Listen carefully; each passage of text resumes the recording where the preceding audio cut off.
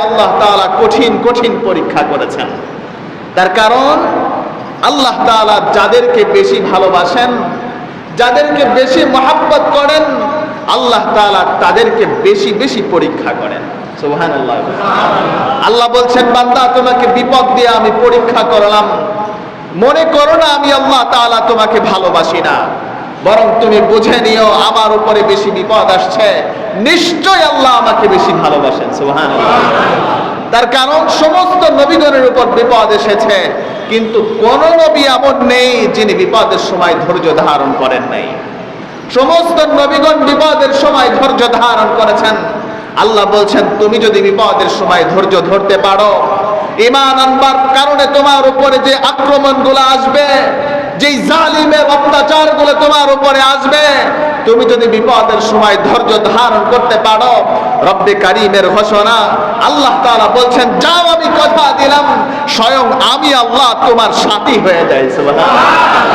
শুধু তাই নয়, আল্লাহ বলছেন তোমার বিপদের মাধ্যমে আমি আল্লাহ তোমাকে পরীক্ষা করলাম, এই পরীক্ষায় তুমি যদি পাস করতে পারো, আমি আল্লাহ রাব্বুল আলামিন তোমার মর্যাদাকে বহু গুণে বৃদ্ধি করে দেই। তাহলে বোঝা গেল আমাদের উপরে যখনই বিপদ আসবে মনে করে নিব, বুঝে নিব আল্লাহ আমাকে ভালোবাসেন। অথচ হাদিস শরীফের মধ্যে এসেছে, পয়গম্বর সাল্লাল্লাহু আলাইহি ওয়াসাল্লাম বলেন, ঈমানদার যখন অসুস্থ হয়ে যায় আল্লাহ রাব্বুল আলামিন তার গুনাহগুলোকে ক্ষমা করে দেন। সুবহানাল্লাহ। এজন্য আল্লাহ তাআলা বিপদ ও মুসিবত দিয়ে বান্দাকে পরীক্ষা করেন। আল্লাহ তাআলা দেখতে চান আমি তার ব্যবসায় লস ঘটিয়েছি, সে আমি আল্লাহ তাআলা স্বর্ণপন্ন হয় কিনা, সে আমি আল্লাহ তাআলার দিকে তাকিয়ে থাকে কিনা, ধৈর্য ধারণ করে কিনা। আল্লাহ তাআলা চান আপনার কাছ থেকে এটা আপনি ধৈর্য ধারণ করবেন। আল্লাহ বলেন, তুমি যদি ধৈর্য ধরতে পারো, তুমি ভেবেছো সন্ধ্যা হয়েছে আর আলোর মুখ দেখবো না, এটা ভেবো না, সন্ধ্যা হয় আলো দেখানোর জন্যই। কথা বলেন ঠিক কিনা? রাত্র হয়েছে, অন্ধকার এসেছে, ভেবো না আর আলোর মুখ দেখবো না, বুঝে নিবে রাত্র পোয়ালেই সন্ধ্যা, যখন চলে যায় তখনই আলোর মুখ দেখা যায়। মুহতারাম হাজিরিন, তাহলে বোঝা গেল আল্লাহ তাআলা যাদেরকে বেশি মহব্বত করেন, যাদেরকে বেশি ভালোবাসেন, আল্লাহ তাআলা যাদেরকে বেশি পছন্দ করেন, রব্বে কারীম তাদেরকে বেশি বেশি পরীক্ষা করেন, তাদেরকে বেশি বেশি ইমতিহান নেন।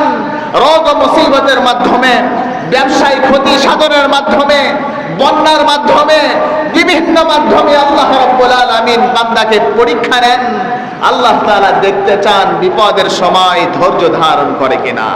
আল্লাহ বলেন, যদি ধৈর্য ধারণ করতে পারো, আল্লাহ বলেন, যাও তোমার কতটুকু ক্ষতি হয়েছে আমি আল্লাহ বহু গুণে তোমার ক্ষতিকে আমি আল্লাহ পুষিয়ে দিব। আর জোরে বলেন না সুবহানাল্লাহ। সমস্ত নবীগণকে আল্লাহ রাব্বুল আলামিন পরীক্ষা করেছেন, সমস্ত আম্বিয়া আলাইহিমুস সালামকে আল্লাহ রাব্বুল আলামিন কঠিন কঠিন পরীক্ষা নিয়েছেন, কিন্তু সমস্ত নবীগণ সমস্ত পরীক্ষার মধ্যে সাকসেস হয়েছেন, 100 মার্ক করেছেন। আল্লাহ রাব্বুল আলামিনের পয়গম্বর হযরতে আইয়ুব আলাইহিস সালামকে আল্লাহ রাব্বুল আলামিন পরীক্ষা নিলেন। আল্লাহর পয়গম্বর হযরতে আইয়ুব আলাইহিস সালামের শরীরের মধ্যে রোগ ও মুসিবত ঢুকে গেল।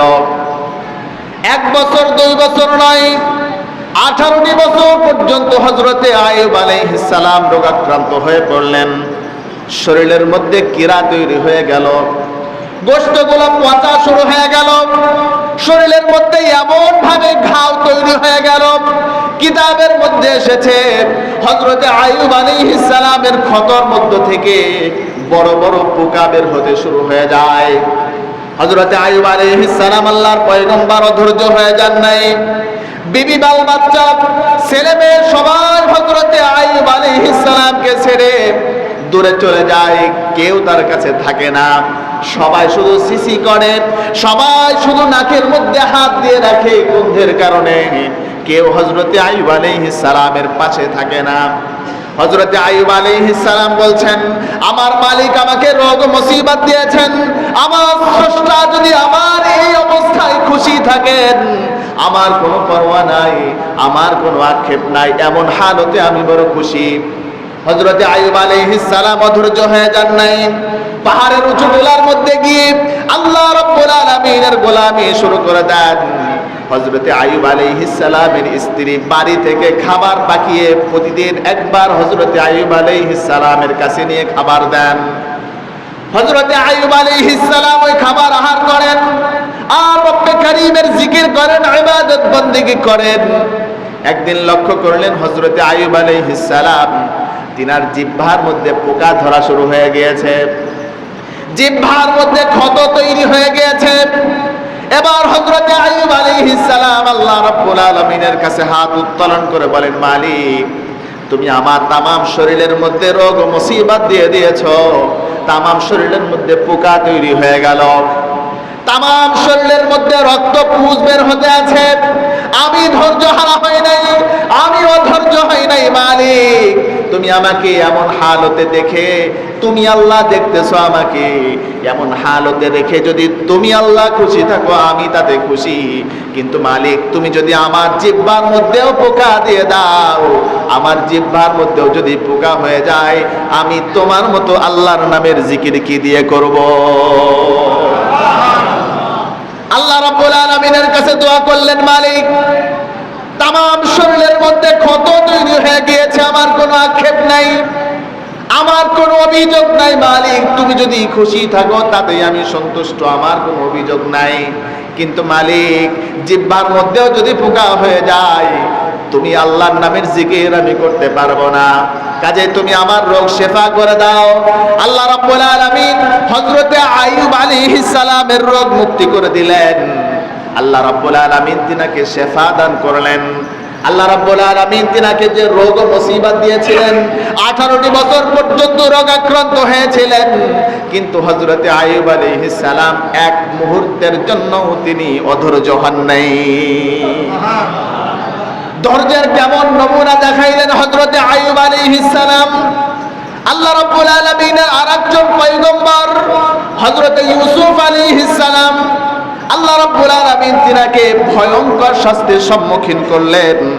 হযরতে ইয়াকুব আলাইহিস সালাম যখন তিনার সন্তান ইউসুফ আলাইহিস সালামকে তিনার সামনে থেকে দূরে সরিয়ে দেওয়া হলো, 11 ভাই যখন হযরতে ইউসুফ আলাইহিস সালামকে অন্ধকার কূপের মধ্যে নিক্ষেপ করলো দুনিয়া থেকে বিদায় করে দেওয়ার জন্য, দুনিয়া থেকে শেষ করে দেওয়ার জন্য, 11 ভাই যখন হযরতে ইউসুফ আলাইহিস সালামকে কুয়ার মধ্যে নিক্ষেপ করলেন, ইয়াকুব আলাইহিস সালাম অধৈর্য হন নাই।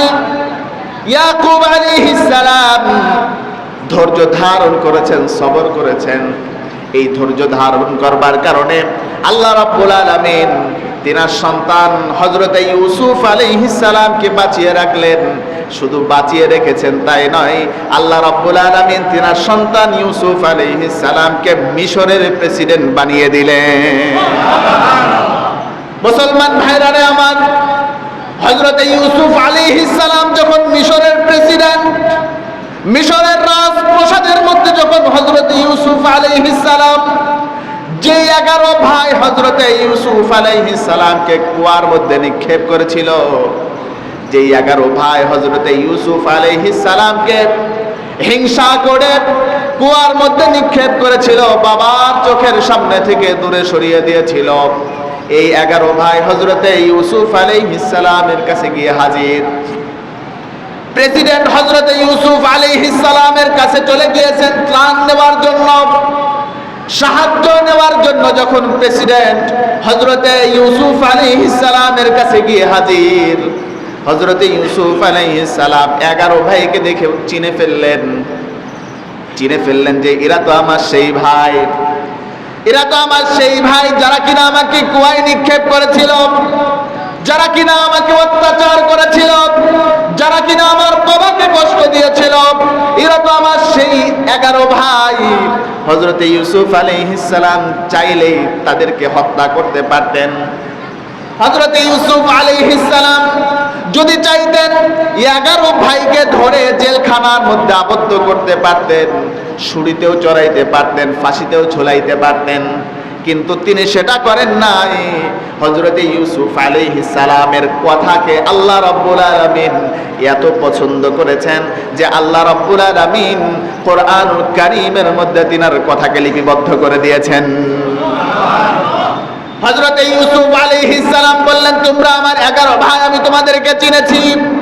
লা তাসরিবা আলাইকুমুল ইয়াউম। ইউসুফ আলাইহিস সালামের কথাকে আল্লাহ রাব্বুল আলামিন কোরআনের মধ্যে তুলে ধরেছেন।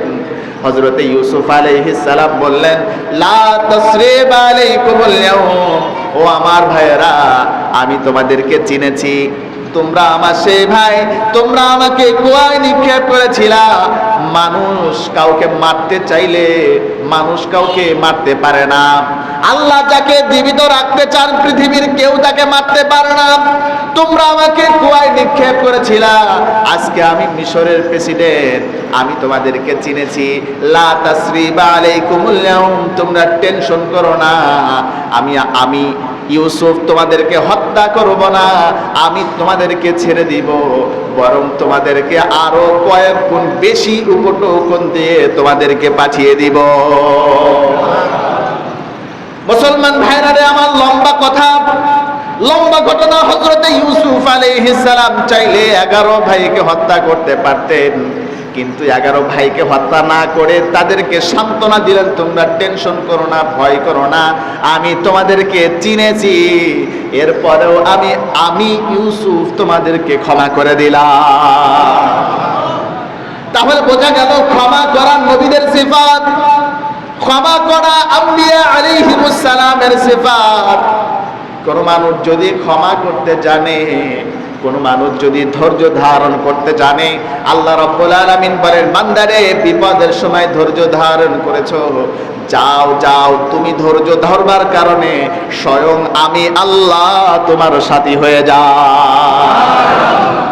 মুসলমান ভাইরা রে আমার, আল্লাহর পয়গম্বর হযরত ইব্রাহিম আলাইহিস সালাম, যিনাকে বলা হয় খলিলুল্লাহ, আল্লাহ রাব্বুল আলামিনের বন্ধু হযরত ইব্রাহিম আলাইহিস সালামকে আল্লাহ রাব্বুল আলামিন ভয়ঙ্কর পরীক্ষা নিয়েছেন। হযরত ইব্রাহিম আলাইহিস সালাম জন্মগ্রহণ করেছেন বিধর্মীর ঘরে। তিনার বাবার নাম ছিল আদর ঠাকুর। এই আদর ঠাকুর নিজের হাতে মূর্তি বানাইতো, আর এই মূর্তিগুলো বাজারের মধ্যে বিক্রি করত। লম্বা ঘটনা। একদিন হযরতে ইব্রাহিম আলাইহিস সালামের পিতা আদর ঠাকুর ইব্রাহিম আলাইহিস সালামকে প্রস্তাব দেয়, চলো আমরা নওরোজ নামক মেলার মধ্যে যাব, আজকে আমাদের ঈদের দিন, চলো আনন্দ করতে যাই। ইব্রাহিম আলাইহিস সালাম হিকমত খাটিয়ে বললেন, না, আমি অসুস্থ, যাইতে পারবো না। তিনারা সবাই যখন চলে গেলেন, লম্বা ঘটনা, হযরতে ইব্রাহিম আলাইহিস সালাম সমস্ত মূর্তিগুলোকে ভেঙে ফেললেন। তৎকালীন জামানার জালিম শাসক ছিল নমরুদ। এই নমরুদ এই মূর্তি ভাঙার অপরাধে হযরতে ইব্রাহিম আলাইহিস সালামকে মৃত্যুদণ্ড দিল, যে তাকে আগুনের মধ্যে নিক্ষেপ করে দুনিয়া থেকে বিদায় করে দেওয়া হবে। হযরতে ইব্রাহিম আলাইহিস সালামকে আগুনে নিক্ষেপ করবার জন্য চরকাতে উঠানো হলো, কিন্তু চরকার ঘুরে না। এমন মুহূর্তে ইবলিস শয়তান, অভিশপ্ত শয়তান নমরুদের কাছে গিয়ে বলে, নমরুদ, আমি তোমার বন্ধু, তোমার হিতাকাঙ্ক্ষী, আমাকে দেখে ভয় করো না, আমি তোমার হিতাকাঙ্ক্ষী। তুমি যদি শত শত মানুষ দিয়েও চেষ্টা করো, তোমার এই চরকা এক বিন্দু পরিমাণ ঘুরবে না। তার কারণ পয়গম্বরদেরকে নবীরা সাহায্য করে, আল্লাহ রাব্বুল আলামিন সাহায্য করেন। এই চরকার চতুর্দিক দিয়ে রহমতের ফেরেশতারা ধরে রেখেছে, চরকা তুমি ঘোরাইতে পারবে না। তবে আমি তোমাকে যে একটা বুদ্ধি দিব, আমি তোমাকে একটা বুদ্ধি দিব, এই বুদ্ধি যদি তুমি অনুসরণ করতে পারো, আমার পরামর্শ যদি তুমি নিতে পারো, আমি কথা দিলাম অবশ্যই অবশ্যই চরকা ঘুরবে, আর ইব্রাহিমকে আগুনে নিক্ষেপ করা তোমার জন্য সহজ হয়ে যাবে। মুসলমান ভাইরা রে আমার, শয়তান বলে এই চরকার চতুর্দিক দিয়ে উলঙ্গ মহিলাদেরকে নাচাবে, আর ইব্রাহিমকে উলঙ্গ করে চরকার মধ্যে বসিয়ে দিবে। কথা দিলাম অবশ্যই অবশ্যই চরকা ঘুরবে। এবার হযরতে ইব্রাহিম আলাইহিস সালামকে কে উলঙ্গ করে চরকার মধ্যে বসাবে? কোন মানুষ খুঁজে পাওয়া যাচ্ছে না। এমন মুহূর্তে বাবা আজর ঠাকুর ডেকে বলে, আমার সন্তান ইব্রাহিমকে আমার নিজের হাতে উলঙ্গ করে চরকার মধ্যে বসিয়ে দেব। যেই মাত্র হযরতে ইব্রাহিম আলাইহিস সালামকে বিবস্ত্র করে উলঙ্গ করে যেই মাত্র চরকার মধ্যে বসিয়ে দেয়, হযরতে ইব্রাহিম আলাইহিস সালাম নিজেকে আর ধরে রাখতে পারলেন না, নিজেকে আর ধরে রাখতে পারলেন না। চিৎকার মেরে বলছেন, মালিক, পৃথিবীর মধ্যে যখন কোনো সন্তান বিপদগ্রস্ত হয়ে যায়, পৃথিবীর মধ্যে যখন কোনো সন্তান বিপদের সম্মুখীন হয়, সবার আগে ওই বিপদ থেকে রক্ষা করবার জন্য তার বাবা এগিয়ে আসে। কিন্তু আমি এমন একজন সন্তান যে আজকে আমার বাবা স্বয়ং নিজের হাতে উলঙ্গ করে আগুনের মধ্যে নিক্ষেপ করে দেয়। মুসলমান ভাইরা রে আমার, হযরত ইব্রাহিম আলাইহিস সালাম যখন কান্না করেন, এমন মুহূর্তে জিবরিল আমিন এসে বলেন, ওগো পয়গম্বর, আপনি আমার কাছে সাহায্য চান, আপনাকে এখান থেকে রক্ষা করব। পয়গম্বর ইব্রাহিম আলাইহিস সালাম কোনো কথা বলেন না। ইসরাফিল আলাইহিস সালাম এসে বলেন, আমার কাছে সাহায্য চান, আমি রক্ষা করব। ইব্রাহিম আলাইহিস সালাম কোনো কথা বলেন না। মিকাইল আলাইহিস সালাম এসে বলেন, আমার কাছে সাহায্য চান, আমি সাহায্য করব। ইব্রাহিম আলাইহিস সালাম বলেন, ও আল্লাহর ফেরেশতারা, আমাকে ডিস্টার্ব করো না, আমার পরীক্ষা চলতেছে, আমার এই হালতে আমি আছি, এখন আগুনের মধ্যে নিক্ষিপ্ত হব। আমার মালিক আমাকে দেখতে পাচ্ছেন, আমার মালিক যদি আমার এই হালতে রেখে তিনি খুশি হন, আমি তাতেই খুশি, আমার বিন্দু মাত্র কোনো আক্ষেপ নাই। মুসলমান ভাইরা রে আমার, অপরদিকে নর্তকীদেরকে চতুর্দিক দিয়ে যখন নাচানো হচ্ছিল আর ঢোল তবলা বাজানো হচ্ছিল, হযরতে ইব্রাহিম আলাইহিস সালামকে উলঙ্গ করে যখন চরকার মধ্যে বসায় দেওয়া হলো, রহমতের ফেরেশতারা যেখানে উলঙ্গপনা হয় সেখানে থাকেন না। ফেরেশতারা যখন দূরে সরে যায়, চরকা ঘুরাইয়া যেই মাত্র হযরতে ইব্রাহিম আলাইহিস সালামকে আগুনের মধ্যে নিক্ষেপ করে দিবে, এমন মুহূর্তে আল্লাহ রাব্বুল আলামিন আগুনের প্রতি নোটিশ করে দিলেন। আল্লাহ রাব্বুল আলামিন কোরআনের মধ্যে বলছেন, কুলনা ইয়া নারু কুনি বারদাও ওয়া সালামান আলা ইব্রাহিম। আল্লাহু আকবার। আল্লাহ রাব্বুল আলামিন নোটিশ করে দিলেন, আগুন সাবধান, খবরদার খবরদার, আমার ইব্রাহিমের শরীরের একটা লোম যেন না পড়ে। আমার ইব্রাহিমের জন্য তুমি শান্তিদায়ক হয়ে যাও, আমার ইব্রাহিমের জন্য তুমি আরামদায়ক হয়ে যাও। কাজেই আল্লাহ রাব্বুল আলামিনের হুকুম পাওয়া মাত্রই আগুন ইব্রাহিমের জন্য জান্নাতে পরিণত হয়ে গেল। হযরতে ইব্রাহিম আলাইহিস সালামের জন্য হযরতে জিবরিল আমিন জান্নাত থেকে সুন্দর সুন্দর খাবার আগুনের মধ্যে নিয়ে খাওয়ায়। যাই হোক, বলার উদ্দেশ্য হলো, হযরতে ইব্রাহিম আলাইহিস সালাম যতগুলো পরীক্ষার সম্মুখীন হইলেন, সমস্ত পরীক্ষার মধ্যে 100তে 100 নাম্বার পেয়েছেন। হযরতে জাকারিয়া আলাইহিস সালামকে ঈমান আনবার কারণে, কালিমার দাওয়াত দেওয়ার কারণে, তাওহীদের দাওয়াত দেওয়ার কারণে, রিসালাতের দাওয়াত দেওয়ার কারণে হযরতে জাকারিয়া আলাইহিস সালামকে মাথা থেকে নিয়ে পা পর্যন্ত করাত দিয়ে চিরে ফেলা হয়েছিল। কিন্তু এমন ধৈর্য তিনি ধারণ করেছেন, এমন ভাবে তিনি সবর ইখতিয়ার করেছেন, হযরতে জাকারিয়া আলাইহিস সালাম একবারের জন্য শব্দ করেন নাই। হযরতে ইউনূস আলাইহিস সালাম সবর করেছেন, হযরতে মূসা আলাইহিস সালামের উপরে বিপদ এসেছে, তিনিও ধৈর্য ধারণ করেছেন। আমার আপনার কলেজার টুকরা নবী, যাকে না বানাইলে আল্লাহ আসমান আর জমিন বানাইতেন না, যেনাকে না বানাইলে আপনাকে আমাকে বানাইতেন না, যেনাকে না বানাইলে এই তামাম কুল কায়নাতকে আল্লাহ রাব্বুল আলামিন সৃজন করতেন না, ওই মহান আল্লাহ রাব্বুল আলামিনের সৃষ্টির সেরা মানব মুহাম্মদুর রাসূলুল্লাহ সাল্লাল্লাহু আলাইহি ওয়াসাল্লাম তাওহীদের দাওয়াত দিতে গিয়ে দন্দন মুবারক শহীদ করেছেন। উহুদের ময়দানের মধ্যে নবীজি সাল্লাল্লাহু আলাইহি ওয়াসাল্লাম আঘাতপ্রাপ্ত হয়েছেন। বদরের মধ্যে নবীজি ক্লান্ত হয়ে পড়েছেন। তায়েফের ময়দানে আল্লাহর পয়গম্বরকে এমন ভাবে পাথর দিয়ে নিক্ষেপ করা হচ্ছিল, আল্লাহর পয়গম্বরের শরীর মুবারকের মধ্য দিয়ে রক্ত ফিঙ্কি দিয়ে বের হয়ে আসছিল।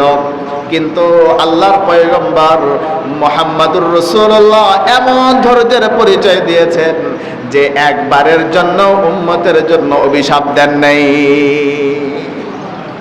তাহলে বোঝা গেল দ্বীনের উপরে ইস্তেকামত থাকতে গিয়ে সমস্ত নবীগণ নির্যাতিত হয়েছেন, কালেমার দাওয়াত দিতে গিয়ে সমস্ত নবীগণ মার খেয়েছেন। আপনি আমি কালেমার দাওয়াত দিতে গিয়ে মিষ্টির ভাগ বাটোয়ারা পাবো, তাহলে বোঝা যাবে নবীর কালেমার দাওয়াত আর তোমার কালেমার দাওয়াত এক নয়।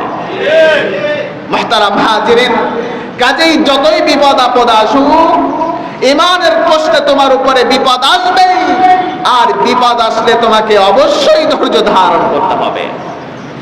আমরা যখন আওয়ামী লীগের ফ্যাসিস্ট ক্ষমতা হাসিনার আমলে যখন হক কথা বলতাম, অনেকে বলতো হুজুর আপনার ভয় করে না? এত কথা কেন বলেন? আপনাকে তো গ্রেফতার করবে। মুহতারাম হাজিরিন, আমি বলতাম এগুলার ভয় করে চলি না ভাই। হক কথা বলতে গেলে আপনার উপরে অত্যাচার আসবে, এটাই নিয়ম। জালিমের জুলুম নবীদের উপরে এসেছে, জেল খাটা, জেলের মধ্যে আবদ্ধ হওয়া, এটা নবীদের সুন্নাত। সুবহানাল্লাহ।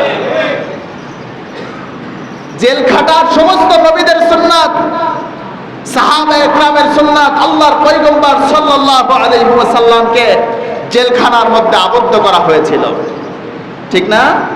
নবীজি সাল্লাল্লাহু আলাইহি ওয়াসাল্লাম গাছের পাতা খেয়ে থেকেছেন, সমস্ত নবীগণ নির্যাতিত হয়েছেন, মজলুম হয়েছেন। তাহলে বোঝা গেল নির্যাতিত হওয়া, কোরআনের কথা বলতে গিয়ে নির্যাতিত হওয়া, জেলের মধ্যে আবদ্ধ হওয়া, এটা নবীদের সুন্নাত। সুবহানাল্লাহ। তাহলে বোঝা গেল বিপদ ও মুসিবত আসলে অবশ্যই আমাদেরকে ধৈর্য ধারণ করতে হবে। ইমানের প্রশ্নে আমাদেরকে অবশ্যই ধৈর্য ধারণ করতে হবে, সবর করতে হবে। আল্লাহ রাব্বুল আলামিন বলছেন, তুমি যদি ধৈর্য ধরতে পারো, যাও আমি কথা দিলাম তোমার আগে কেমন অবস্থান ছিল, আমি আল্লাহ এর চাইতে বহু গুণ তোমার অবস্থানকে বৃদ্ধি করে দেই। সুবহানাল্লাহ। মুহতারাম হাজিরিন, শুধু নবীরা নয়, যুগে যুগে হক্কানি উলামায়ে কেরাম যারা এসেছেন, সমস্ত উলামায়ে কেরামগণ নির্যাতনের শিকার হয়েছেন, কিন্তু তেনারা অধৈর্য হন নাই, দ্বীনের উপর থেকে দূরে সরে যান নাই। মুসলমান ভাইরা আমার, আল্লাহর পয়গম্বরের একজন সাহাবী, ঘরে কোনো খাবারের ব্যবস্থা নেই।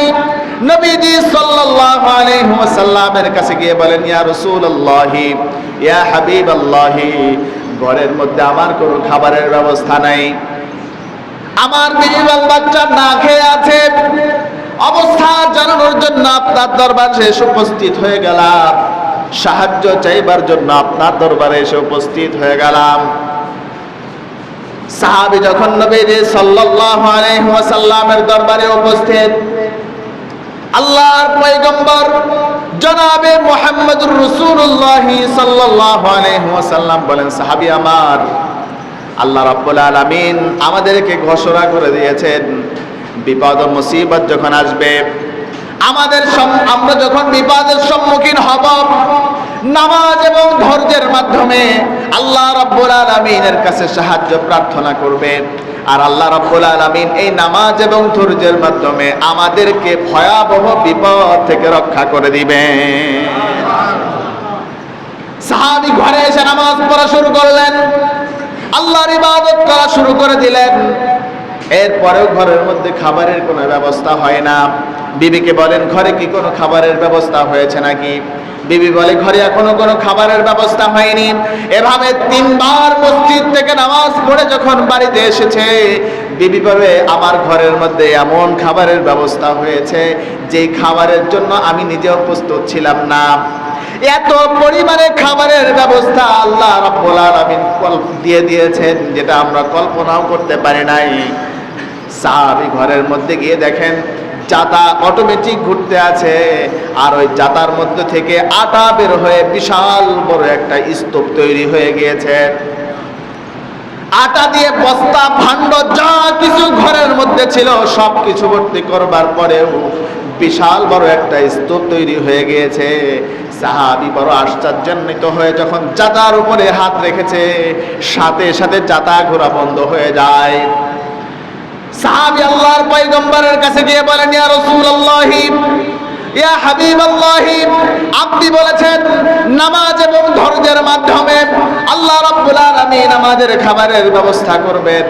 আল্লাহ রাব্বুল আলামিন এমন খাবারের ব্যবস্থা করে দিয়েছেন যে খাবার এত পরিমাণ আল্লাহ দিবেন আমরা কল্পনাও করতে পারি নাই। সমস্ত ঘটনা যখন আল্লাহর পয়গম্বরকে জানানো হলো, আল্লাহর নবী সাল্লাল্লাহু আলাইহি ওয়াসাল্লাম বলেন, সাহাবী আমার, তুমি যদি ওই জাতার উপরে হাত না রাখতা, কিয়ামত পর্যন্ত ওই জাতা ঘটতো, আর ওই জাতার আটা আমার তামাম উম্মতেরা ওই জাতার আটা ভক্ষণ করত। তাহলে বোঝা গেল, বিপদ যখন এসে যাবে, মুসিবত যখন এসে যাবে, নামাজ এবং ধৈর্যের মাধ্যমে আমরা আল্লাহ তাআলার কাছে সাহায্য প্রার্থনা করব। আর যদি নামাজ এবং ধৈর্যের মাধ্যমে সাহায্য প্রার্থনা করতে পারি, আল্লাহ রাব্বুল আলামিন বলছেন, আমি আল্লাহ তোমাদেরকে ভয়াবহ বিপদ ও মুসিবত থেকে রক্ষা করব। সুবহানাল্লাহ। আল্লাহর পয়গম্বরের একজন সহধর্মিনী আমাদের আম্মা জান হযরতে উম্মে সালামা রাদিয়াল্লাহু আনহু, হযরতে উম্মে সালামা রাদিয়াল্লাহু আনহা, এই আমাদের আম্মা জানের আল্লাহর পয়গম্বরের সাথে বিয়ে হওয়ার পূর্বে আরেকটা বিয়ে হয়েছিল আবু সালামার সাথে। হযরতে উম্মে সালামা রাদিয়াল্লাহু আনহা বলেন, আমার সাথে আল্লাহর পয়গম্বরের বিয়ে হওয়ার আগে আবু সালামার সাথে আমার যে বিয়ে হয়েছিল, আমার সংসারটা খুব ভালোই চলছিল, আনন্দে খুব সুন্দরভাবে আমার সংসারটা চলছিল। আবু সালামা বাহির থেকে উপার্জন করে ঘরে আনত, আর আমি ঘরের কাজগুলো আঞ্জাম দিতাম। আমাদের দুজনের সংসার খুব ভালোভাবেই চলছিল। আল্লাহর পয়গম্বরের দরবার থেকে নতুন নতুন কিছু শিখে আসতো, আর আমাকেও শিখাইতো, আমিও আমল করতাম, সেও আমল করত। একদিন দুপুরবেলা হযরতে আবু সালামা রাদিয়াল্লাহু আনহু আল্লাহর পয়গম্বরের দরবার থেকে বাড়ির পথে এসে যায়, কিন্তু আজকে তার চেহারাটা অনেক আনন্দিত দেখা যায়।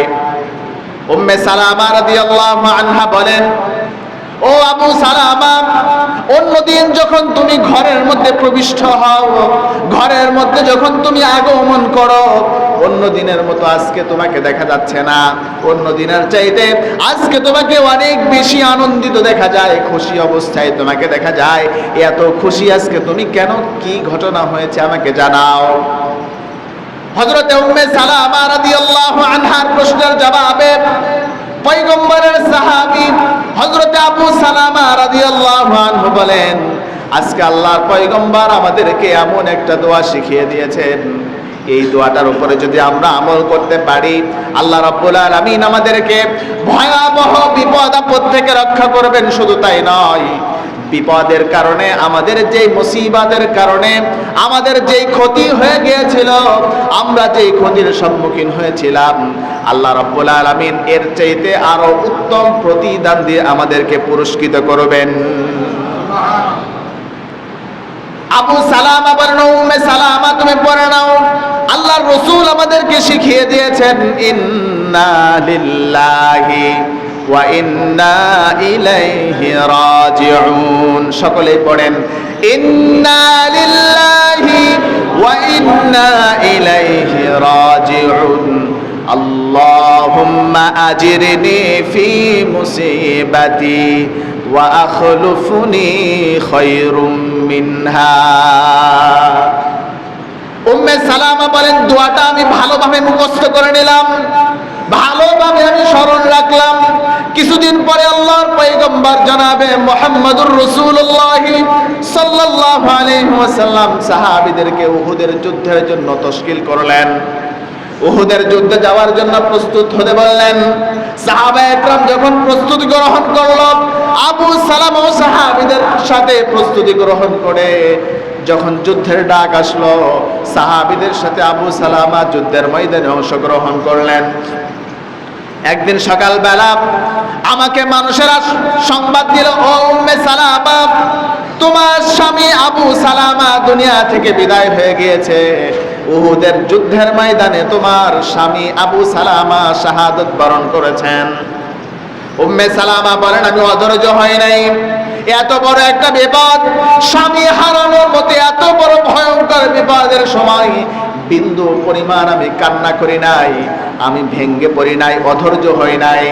সাথে সাথে আল্লাহর পয়গম্বরের শিখিয়ে দেওয়া দোয়ার উপরে আমি আমল করতেছিলাম। আরেকটি বিষয় আমাদেরকে মনে রাখা দরকার, কোন বিষয়ে পরিপূর্ণ 100% উপকৃত হওয়ার জন্য কোন দোয়ার আমল করার পূর্বে ওই দোয়া থেকে উপকৃত হওয়ার জন্য 100% বিশ্বাসের সাথে আমল করা। হযরত উম্মে সালামা রাদিয়াল্লাহু আনহা বলেন, আমি শতভাগ বিশ্বাসের সাথে রাসূলের শিখিয়ে দেওয়া দোয়ার উপরে আমল করতেছিলাম। ইন্না লিল্লাহি ওয়া ইন্না ইলাইহি রাজিউন, আল্লাহুম্মা আজিরনি ফি মুসিবাতি ওয়া আখলুফনি খায়রুম মিনহা। আমি সব সময় যখন এই আমলটি করছিলাম, বেশ কিছুদিন অতিবাহিত হয়ে গেল, আমি আমার বাচ্চাদেরকে নিয়ে বড় কষ্টে আমার সংসার চালাচ্ছিলাম। আর মনে মনে চিন্তা করতেছিলাম, হায়রে এত বড় বিপদ, হায়রে এত বড় মুসিবত, আমার স্বামীটা দুনিয়া থেকে বিদায় হয়ে গেল। এত বড় মুসিবতের কারণে আল্লাহ রাব্বুল আলামিন আমাকে এর চাইতে আরো বড় কি পুরস্কৃত করবেন, আমাকে কি পুরস্কৃত করবেন। হযরত উম্মে সালামা রাদিয়াল্লাহু আনহার এই কষ্টের সংবাদ একে একে যখন আল্লাহর পয়গম্বরের কান পর্যন্ত পৌঁছে যায়, আল্লাহর পয়গম্বর একদিন দুপুরবেলা উম্মে সালামার বাড়ির পথে রওনা হয়ে যান। হযরত উম্মে সালামা বলেন, আমি রাসূলের জন্য বসার ব্যবস্থা করলাম, আল্লাহর পয়গম্বরের জন্য বসার সুন্দর ব্যবস্থা করলাম। আল্লাহর পয়গম্বর আমার পাশে বসে আমার সমস্ত কষ্টের কথাগুলো নিজের কানে শুনলেন। সবকিছুই যখন আমার বলা শেষ হয়ে গেল, আল্লাহর পয়গম্বর বললেন, ও উম্মে সালামা, আমি তোমাকে বিয়ে করতে চাই। আল্লাহর পয়গম্বর যখন উম্মে সালামাকে বিবাহের প্রস্তাব দিয়ে দিলেন, উম্মে সালামা বিবাহে রাজি হয়ে গেলেন। এবার উম্মে সালামা বলেন, আমি মনে মনে চিন্তা করছিলাম, আমারও বিপদের মুসিবতের কারণে আমার যে স্বামী হারার বিপদের সম্মুখীন আমি হয়েছিলাম, এই দোয়ার উপরে আমল করবার কারণে এমন পুরস্কৃত আল্লাহ রাব্বুল আলামিন আমাকে করলেন। আমার কিসমতে এমন একজন মানুষ জুটিয়ে দিলেন, যার মতো মানুষ আসমানের নিচে জমিনের উপরে দ্বিতীয় আর কেউ হতে পারে না। মুসলমান ভাইরা রে আমার, তাহলে বোঝা গেল ধৈর্য ধারণ যদি আমরা করতে পারি, মুসিবতের সময় যদি সবর করতে পারি, আর এই দোয়াটার উপরে যদি আমল করতে পারি, আল্লাহ রাব্বুল আলামিন অবশ্যই অবশ্যই আমাদেরকে বিপদ থেকে রক্ষা করবেন। শুধু রক্ষা করবেন তাই নয়, আল্লাহ রাব্বুল আলামিন ওই বিপদের কারণে যেই ক্ষতি হয়ে গিয়েছিল এর চাইতে আরো বড় পুরস্কার দিয়ে আল্লাহ আমাদেরকে পুরস্কৃত করবেন। তাহলে বোঝা গেল, যখনই বিপদ মুসিবত আসবে আমরা অবশ্যই ধৈর্য ধারণ করব। বিপদের সময় ধৈর্য ধারণ যদি করতে পারি, আল্লাহ রাব্বুল আলামিনের ঘোষণা, যাও আমি কথা দিলাম স্বয়ং আমি আল্লাহ তোমার সাথী হয়ে যাই। সুবহানাল্লাহ। এজন্য মুসিবতের সময় ধৈর্য ধরবো তো ইনশাআল্লাহ। মুহতারাম হাজিরিন, আজকে আমাদের ধৈর্য আছে, ধৈর্যই নাই আমাদের মধ্যে। অতীতে কে কি করেছে আমরা সেই প্রতিশোধ নেওয়ার জন্য ব্যস্ত হয়ে আছি, ঠিক না? এটা মুমিনের কাজ হতে পারে না। মুমিনের সবচেয়ে বড় গুণ হচ্ছে ধৈর্য ধারণ করা, অন্যকে ক্ষমা করে দেওয়া, এটা মুমিনের সবচেয়ে বড় গুণ। নবীজি সাল্লাল্লাহু আলাইহি ওয়াসাল্লামের উপরে জুলুম আর অত্যাচারের স্টিম রোলার চালানো হয়েছিল, এরপরেও আল্লাহর পয়গম্বর আমাদের জন্য অভিশাপ করেন নাই, আমাদের জন্য বদদোয়া করেন নাই। এজন্য যত বড় বিপদ আসুক না কেন, বিপদের সময় অবশ্যই আমাদেরকে ধৈর্য ধারণ করতে হবে, আমাদেরকে ক্ষমা করে দিতে হবে। অতীতে কে আমার সাথে কি অপরাধ করেছে, অন্যায় করেছে, আমরা যদি ক্ষমা করে দিতে পারি, আল্লাহ রাব্বুল আলামিন বলছেন, তুমি মানুষকে ক্ষমা করেছো, ক্ষমা করা আমার সিফাত, আমি আল্লাহর গুণ হচ্ছে ক্ষমা করা। তুমি মানুষকে ক্ষমা করেছ, যাও আমি আল্লাহ রাব্বুল আলামিন তোমার জিন্দেগীর গুনাহগুলোকে মাফ করে দিলাম। এজন্য মানুষকে ক্ষমা করা অনেক বড় গুণ, অনেক বড় গুণ মানুষকে ক্ষমা করা। এজন্য অতীতে কে কি করেছে এগুলোকে আমরা স্মরণে রাখবো না, আমরা মানুষকে ক্ষমা করে দিব তো ইনশাআল্লাহ। আল্লাহ তাআলা তৌফিক দান করুক বলে আমিন। মুহতারাম হাজিরিন, একটা বিষয় না বললেই নয়, আমাদের হালত এত খারাপ হয়ে গিয়েছে যে আমরা মানুষ, আজকে আমরা মানুষ বলে পরিচয় দিতেই আমরা নিজেদের কাছে দ্বিধাবোধ মনে করছি। আজকে আমরা মানুষের কাতারে আমাদের নাম নাই, আমরা অমানুষ হয়ে গিয়েছি, ঠিক না? অতীতে আমাদের উপরে কে জুলুম করেছে, অত্যাচার করেছে, সেগুলোর প্রতিশোধ নেওয়ার জন্য আমরা উঠে পড়ে লেগে পড়েছি, ঠিক না? তো অতীতে একজন জালিম আপনার উপরে অত্যাচার চালিয়েছে, আপনিও তার উপরে জুলুম করলেন, অত্যাচার করলেন, তো আপনিও তো জালিমের মধ্যে শামিল হয়ে গেলেন। এজন্য ক্ষমা করার সিফাত অন্তরের মধ্যে, মানুষকে ক্ষমা করতে শিখুন, আল্লাহ আপনাকে ক্ষমা করে দেবেন। এত প্রতিশোধ কিসের? বাবা হত্যার প্রতিশোধ দিতে এসেছিল, কুত্তার মতো দেশ থেকে পালিয়েছে।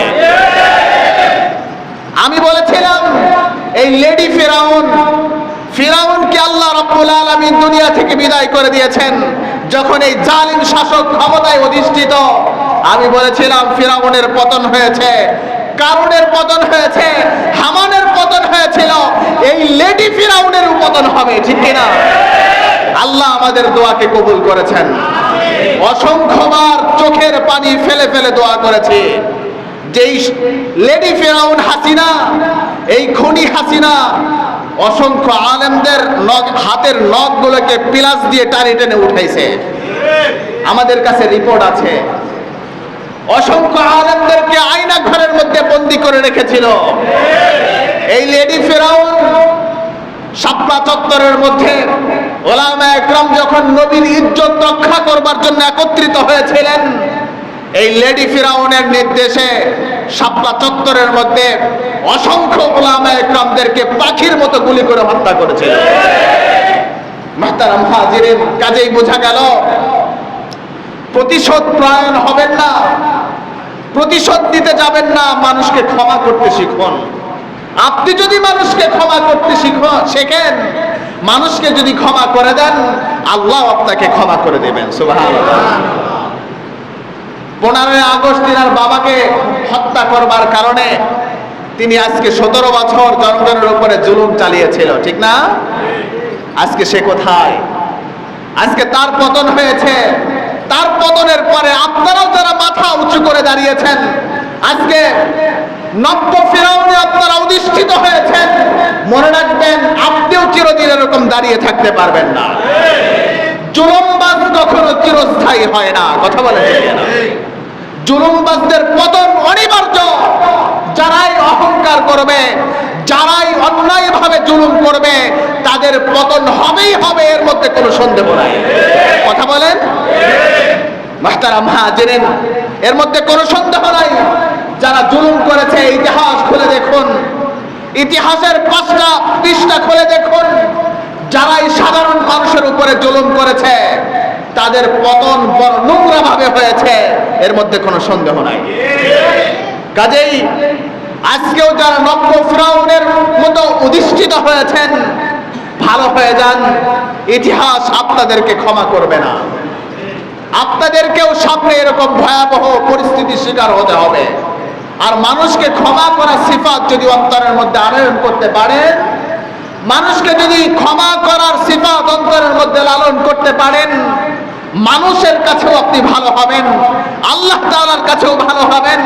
আল্লাহ বলছেন তোমার অবস্থানকে আমি আল্লাহ আরো বহু গুণে বৃদ্ধি করে দেব। সুবহানাল্লাহ। কাজেই কোরআন থেকে বোঝা গেল, কোরআন এবং হাদিস থেকে আমরা বুঝতে পারি মুমিনের সবচেয়ে বড় ভূষণ হচ্ছে বিপদের সময় ধৈর্য ধারণ করা, সবর করা। আর বিপদের সময় যদি ধৈর্য ধারণ করা যায়, আল্লাহ রাব্বুল আলামিন বলছেন যাও তোমার মুসিবতের কারণে যেই ক্ষতি হয়ে গিয়েছিল, ধৈর্য ধারণ করবার কারণে আমি আল্লাহ তোমাকে আরো বহু গুণে তোমাকে পুরস্কৃত করে দেব। আরো জোরে বলেন না সুবহানাল্লাহ। মুহতারাম হাজিরিন, আমরা লক্ষ্য করছি আগে যারা জালেম ছিল, সাধারণ জনগণের উপরে জুলুম চালিয়েছে, ব্যাংককে তারা লুটপাটের রাজ্য বানিয়ে নিয়েছিল। বাংলাদেশের মধ্যে আজকে শুনলাম 18 লক্ষ কোটি টাকা নাকি ঋণ। চিন্তা করেছেন? আজকে মেগা প্রজেক্টের নামে মেঘা লুট করা হয়েছে, ঠিক না? মেঘা প্রজেক্টের নামে মেঘা লুট করা হয়েছে। পদ্মা সেতু বানানো হয়েছে যেই টাকা দিয়ে, এই টাকা দিয়ে 10টা পদ্মা সেতু বানানো যায়। মেট্রো রেল যেই টাকা দিয়ে বানানো হয়েছে, এমন 5টা মেট্রো রেল বানানো যায় এই টাকা দিয়ে। মেঘা প্রজেক্টের নামে মেঘা লুট করা হয়েছে বাংলাদেশে। এর বিচার বাংলাদেশে করতেই হবে, এটা আমাদের দাবি।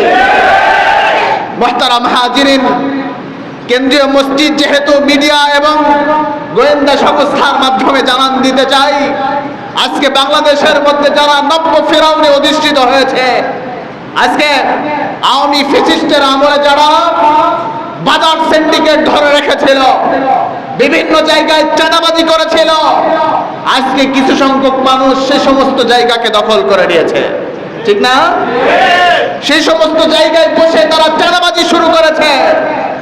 বর্তমান সরকারকে আমরা জানান দিতে চাই, এই চাঁদাবাজি বন্ধ করতে হবে, বাজার সিন্ডিকেট ভাঙতে হবে, সাধারণ জনগণকে বাঁচাতে হবে এই অত্যাচার থেকে। মুহতারাম হাজিরিন, আজকে দেখেন আমরা ভারতকে বন্ধু বানিয়েছি, কিন্তু মাওলানা আব্দুল হামিদ খান ভাসানী রহমতুল্লাহ আলাইহি বলে গিয়েছিলেন, ভারত মুসলমানদের বন্ধু নয়। এটা বাঙালি ভারত হারে হারে বুঝতে পেরেছে। আজকে স্বাধীনতার পর থেকে বাংলাদেশের মধ্যে ভারত কোনোদিন ভালো চাই নাই। ভারতকে আমরা গ্যাস দিয়ে দিব, রেলওয়ে চালু করতে দিব দেশের উপর দিয়ে, বিনিময়ে আমাদেরকে কিছুই দিবে না। মগের মূল্য পেয়েছে বাংলাদেশকে, তাই না? মুহতারাম হাজিরিন, লক্ষ্য করবেন, ভারতকে 17 বছর কোন প্রতিদান ছাড়া অসংখ্য জিনিস তাদেরকে দিয়ে দিয়েছে, ঠিক না? মনে রাখবেন, ভারত মুসলমানের বন্ধু হতে পারে না। তারা বলে বন্ধু না হইলে আমরা পিএস পাবো কোথায়? আরে ভাই, পিএস কি মাংনা দেয় নাকি আমাদেরকে? রসুন কি মাংনা দেয় নাকি? এই পণ্যগুলো যে আমাদেরকে দিচ্ছে, এর চাইতে ডাবল মূল্য আমাদের থেকে নিয়ে নিচ্ছে, ঠিক না? ইন্ডিয়া যদি আমাদেরকে পিএস দিয়া বন্ধ করে দেয়, আমরা অন্য দেশ থেকে পেঁয়াজ আনবো, এরপরেও আমাদের সার্বভৌমত্বকে নষ্ট হতে দিব না। আমরা 17 বছর দেখেছি বর্ডারের মধ্যে আমার ভাইয়ের বুকে গুলি চালানো হয়েছে, আমার ভাইয়ের বুকে পাখির মতো গুলি চালানো হয়েছে, কিন্তু বর্ডার গার্ড বিজিবি শিয়ালের মতো বসে থেকেছে ঝাপসির মধ্যে, এর প্রতিবাদ করে নাই। কথা বলেন, আমি কি মিথ্যা কথা বলছি?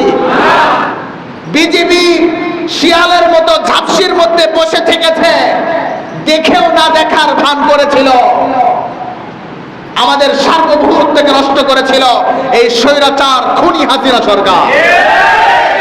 মুহতারাম হাজিরিন, কাজেই ভারতকে আমরা এত কিছু দিয়েছি, তারা বলে আমরা তোমাদেরকে পিএস দিয়া বন্ধ করে দেব। পিএস যদি না দাও সমস্যা নাই, পিএস আমরা অন্য দেশ থেকে আনবো, পিএস আমরা চায়না থেকে আনবো, পিএস আমরা তুরস্ক থেকে আনবো, তোমাদের মালাউনের পিঁয়াজ আমাদের দরকার নাই।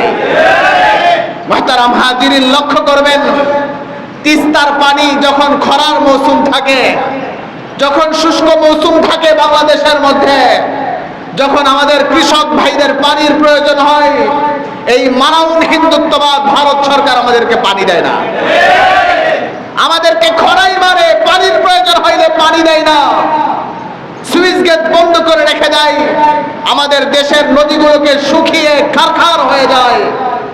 আর যখন পানির প্রয়োজন হয় না, বর্ষার মৌসুমে সুইচ গেটগুলো খুলে দিয়ে বাংলাদেশের আবাদি জমিনগুলোকে তারা ডুবিয়ে দেয়, বাড়িঘরগুলোকে ডুবিয়ে দেয়।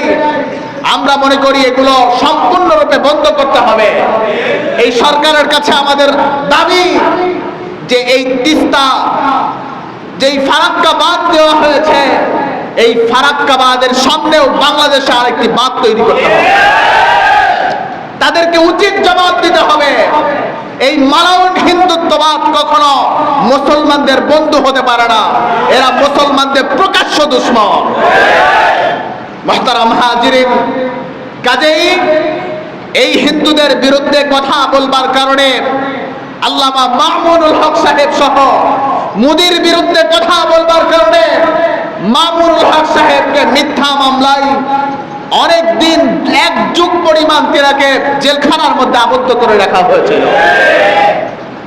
এরপরে মাদানী, আল্লামা জুনায়েদ বাবুনগরী সহ অসংখ্য উলামায়ে ইকরামদেরকে আয়না ঘর সহ দেশে যে সমস্ত টর্চার সেল তৈরি করা হয়েছিল, সে সমস্ত জায়গায় তাদেরকে গ্রেফতার করে অত্যাচার নিপীড়ন করা হয়েছিল।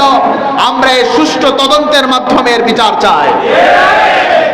শাপলা চত্বরের বিচার বাংলাদেশে করতেই হবে, পিলখানার বিচার করতেই হবে বাংলাদেশে।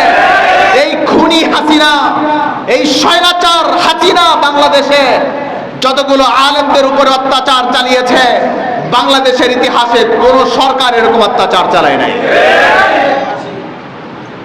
এই খুনি হাসিনা যতটা নির্যাতন করেছে আলেম ওলামাদের উপরে, মাহফিল করতে গেলে, আমি যখন ওয়াজ করতে গিয়েছি আমার ঠুটি চেপে ধরা হয়েছে, বলেছে সরকার বিরোধী কিছু বলা যাবে না।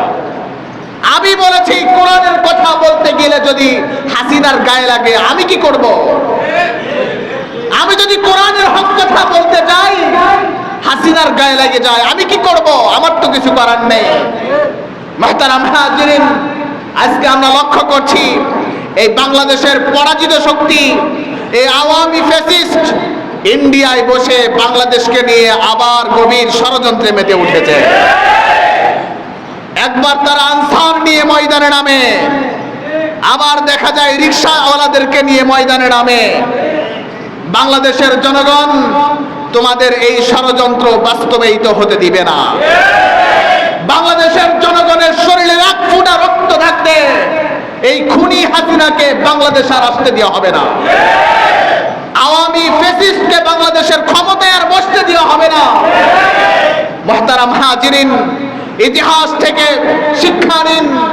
ইতিহাসের পৃষ্ঠায় আজও লিপিবদ্ধ আছে পৃথিবীর ইতিহাসে যারাই স্বৈরাচার হয়েছে, স্বৈরাচারের মাধ্যমে যাদের পতন হয়েছে, তারা আর দ্বিতীয়বার ক্ষমতায় আসতে পারে না। ইতিহাস সাক্ষী, তারা আর কোনোদিন ক্ষমতায় আসতে পারে নাই। কাজেই হাসিনা, তুমি যতই ষড়যন্ত্র করো কোনো লাভ হবে না। কথা বলেন, কোনো লাভ হবে না। বাংলাদেশের জনগণ তোমার বিরুদ্ধে যুদ্ধ ঘোষণা করবে। মুহতারাম হাজিরিন, যাই হোক, উলামায়ে ইকরামদের অন্তরে অনেক ক্ষোভ, সে অনেক কষ্ট দিয়েছে আলেম উলামাদেরকে, অনেক কষ্ট দিয়েছে উলামায়ে ইকরামদেরকে। ময়দানে সত্য কথা, কোরআনের কথা পর্যন্ত বলতে দেয় নাই। আজকে এই আওয়ামী ফ্যাসিস্টের সময় যখন গানের মঞ্চের জন্য অনুমতি চাইতে যাইতো, অনুমতি তো দিত, আরো বড় বাজেট করে দিত তাদের নামে, ঠিক কিনা? আরো মোটা অঙ্কের বাজেট দিত তাদের জন্য সরকারের পক্ষ থেকে।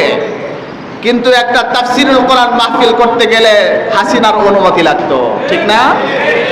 আরো কত অজুহাত 144 জারি করত তাফসিরুল কোরআন মাহফিলের ব্যাপারে।